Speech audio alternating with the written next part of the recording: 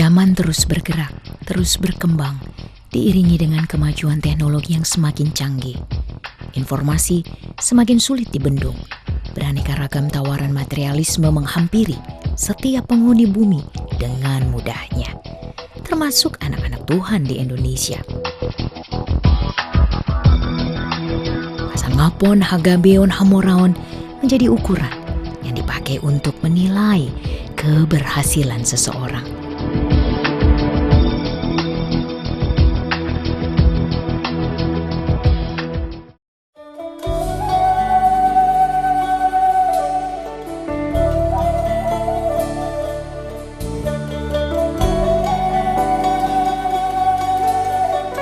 Di tengah maraknya berbagai tawaran dunia itu, tetap ada anak-anak Tuhan yang terus setia mengikuti panggilan hidupnya, berjalan dalam kebenaran firman Tuhan, menjadi pengaruh bagi sekitar, bahkan bagi bangsa Indonesia.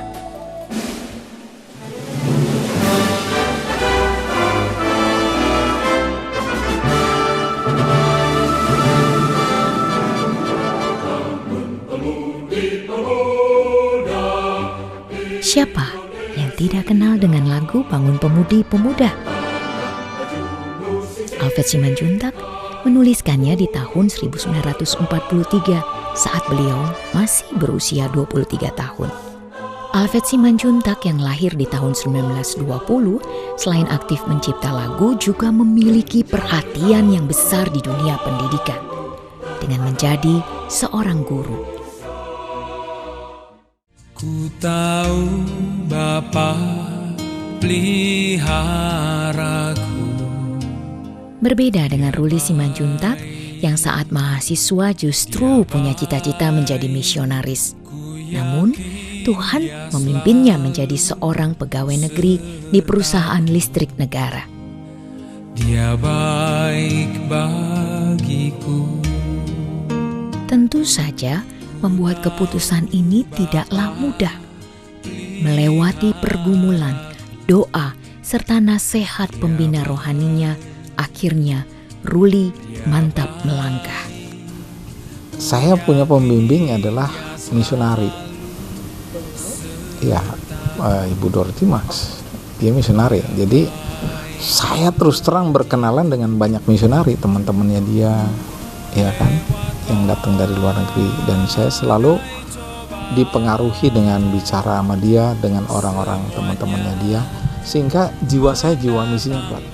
Kemudian saya ngomong sama dia, pembimbing saya nih, saya pengen jadi full timer gitu.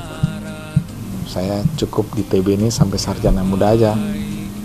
Saya pikir habis itu saya pengen ambil sekolah teologi.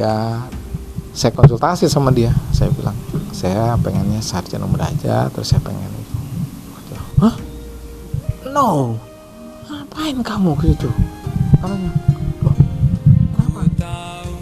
Kamu orang-orang dari TB, kamu di sekolah dikasih kesempatan yang baik, di tempat sekolah yang baik.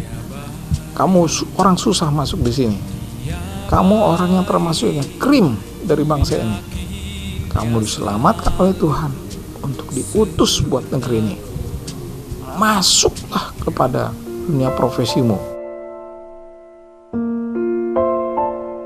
Demikian pula dengan Donda Panggabean.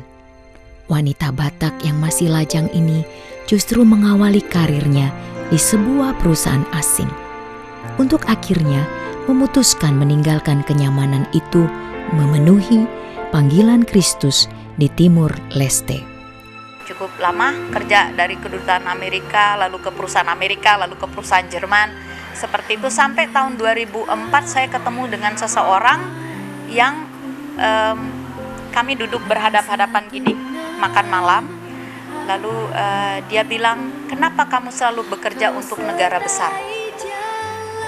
Gitu ya. Tidak pernahkah terpikirkan olehmu untuk bekerja untuk orang-orang yang memang miskin? Dan satu hal yang menyentak saya waktu itu, karena dia bilang ini, sebenarnya kamu tidak kerja untuk kedutaan Amerika atau perusahaan Amerika, itu pun tidak apa-apa katanya, karena kalau kamu tidak bekerja di situ, ada ribuan orang masih bisa melakukan hal yang sama. Tetapi kalau kamu tidak mau ke Timor Leste, tidak ada orang yang mau ke sana. Sekembalinya ke Indonesia, Donda melanjutkan panggilan hidupnya dengan melangkah ke Serukam. Serukam itu rumah sakit misi sebelumnya, ya, dimulai tahun 64 berupa klinik kecil di Sungai Betung. Kira-kira 15 menit perjalanan dari lokasi yang sekarang. Tadinya di Sungai Betung, sekarang di Dusun Serukam. Nah, itu rumah sakit yang 64%-nya, 60%-nya adalah orang yang tidak mampu. Datang dari pedalaman-pedalaman.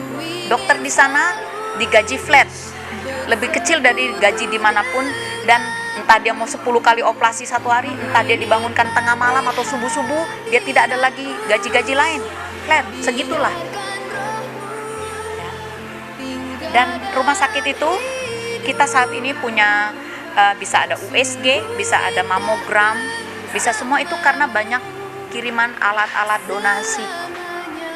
Dan rumah sakit itu boleh dikatakan banyak ditopang dengan begitu banyak sahabat doa dan juga pendukung.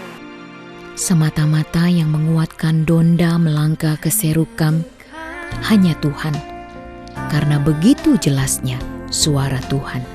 Tuhan itu bicara kuat sekali sama saya. Ketika saya bicara, baca itu, renungkan, Tuhan bilang begini, lihat Tuhan Yesus. Dia datang bukan dengan agenda hidupnya. Ya, dia bilang, kalau boleh cawan ini lalu, tapi kehendakmu lah yang jadi. Ya, dan seolah-olah Tuhan bilang gini, siapa kamu? Selalu agendamu Timor Leste. Tapi mungkin sebenarnya cawan yang dari Tuhan adalah Serukam. Saya menangis ketika itu, saya nggak tahu, Tuhan bicara keras sekali dan Tuhan bicara sangat kuat. Lalu saya memang merasa ada sukacita yang besar ketika bilang, oke Tuhan, kalau Tuhan mau aku ke Serukam, aku ke Serukam. Ketika anak-anak Tuhan mengikuti panggilannya, maka tujuan hidup mereka adalah memuliakan nama Kristus melalui bidangnya masing-masing dengan berbagai tantangan yang harus mereka hadapi. Alfred Simanjuntak tidak pernah berhenti bertanya kepada Tuhan. Tuhan, apalagi yang harus saya kerjakan untuk memuliakan Tuhan dan untuk memberitakan Injil? Buat saya, kalau saya mengarang lagu, nomor 1 pekabaran Injil. Buat saya, yang paling penting untuk setiap manusia Kristen menjadi contoh buat dunia sekitar. Demikian pula dengan Ruli, dia tetap bertahan dengan bergantung penuh kepada Tuhan. Apapun resikonya yang harus dia terima, termasuk godaan menerima uang dengan jumlah tanpa batas, dia tetap teguh mengikut Kristus. Kita bilang kasih ini gak mau, ini gak mau. Berapa sih harganya Bapak? Waduh, ini nantang bener nih orangnya. Tapi saya nggak tahu lagi keluar dari mulut saya tuh. Itu pasti dari Roh Kudus. Saya bilang gini, gimana Pak maksudnya? Berapa sih yang mau saya sediakan Bapak kalau mau di ini katanya? Saya serius waktu itu, saya bilang, gimana maksudnya begitu ya? Itu kalau darah saya sebagai orang Batak udah ngucur sampai di sini tuh. Mau saya tonjok aja orang itu ngomong begitu, artinya dia mau beli hidup saya gitu kan. Saya marah kan, Pak, 2 orang nih, kalau mau Pak mau membeli hidup saya, kalau Bapak bisa bawa uang yang lebih besar dari darahnya Yesus, saya mau terima sekarang. Karena hidup saya ini udah ditebus lunas. Orang itu diem ya, diem ini, matanya berkaca-kaca, 2 itu orang itu. Satu ala kita tuh, satunya lagi Chinese besar. Wah, tahu kan? Iya, dia diem ya, berkaca-kaca matanya. Udah. Terus saya bilang, maaf kalau kata-kata saya itu keras. Terus dia bilang, enggak Pak, saya, apa dia bilang dia, terpukul dengan kata-kata itu. Karena saya juga pengikut Kristus. Saya waktu itu saya berdiri. Ini hari keselamatan kepada kamu, bertobat. Tuhan memanggil anak-anaknya di tempatnya masing-masing untuk melakukan pekerjaan baik yang sudah dipersiapkannya. Tidak selamanya memang semua berjalan mulus, tetapi yang pasti Kristus selalu menyertai dalam kondisi yang paling sulit sekalipun. Buat saya, penginjilan nomor 1, itulah yang dikatakan Alkitab. Lama kamu tu lihat pertebion, beritahu kamu berita nauli kepada segenap bangsa. Demikian juga dengan Ruli Simanjuntak di perusahaan listrik negara. Kepastian Kristus yang menguatkannya untuk berani berkata, Never give up.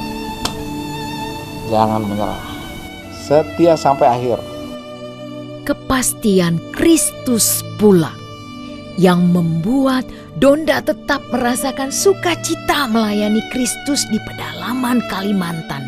Bahkan dengan statusnya sebagai wanita lajang, Donda tidak khawatir. Aku merasa sangat menikmati hidupku walaupun aku sampai saat ini masih single. Bagi aku, menikah atau tidak itu bonus. Keberhargaanku adalah ketika aku menjadi milik Kristus. Kerinduanku adalah kalaupun Tuhan panggil aku didapati sedang melakukan pekerjaannya.